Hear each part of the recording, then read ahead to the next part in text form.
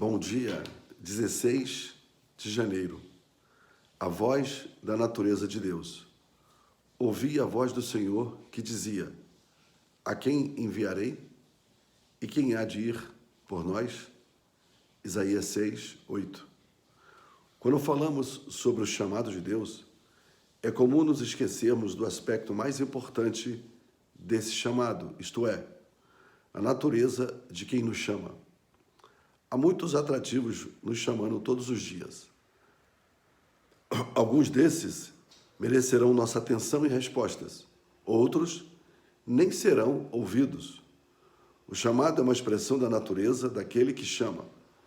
E somente aqueles que têm a mesma natureza estão habilitados a reconhecer esse chamado.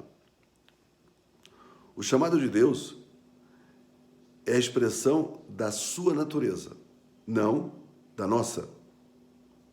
Deus providencialmente tece os fios do seu chamado por meio da nossa vida, e somente nós podemos distingui-los.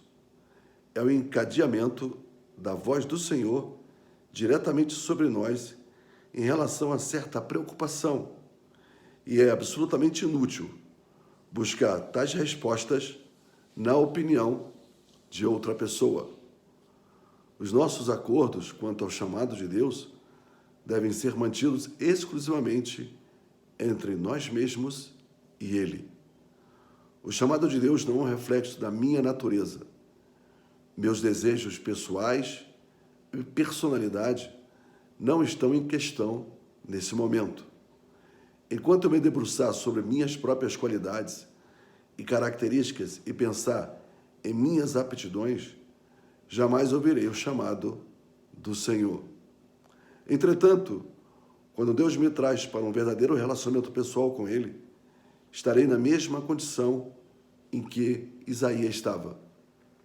O profeta Isaías estava tão sintonizado com Deus, devido à grande crise que tinha acabado de suportar, que o chamado de Deus penetrou profundamente em sua alma. A maioria de nós não consegue ouvir nada além de nós mesmos. E também não podemos ouvir nada do que Deus está dizendo. Todavia, ser conduzido ao lugar onde podemos ouvir o chamado de Deus é algo profundamente transformador. Tenha um bom dia. Que Deus te abençoe e te guarde. E até amanhã, se Deus assim nos permitir.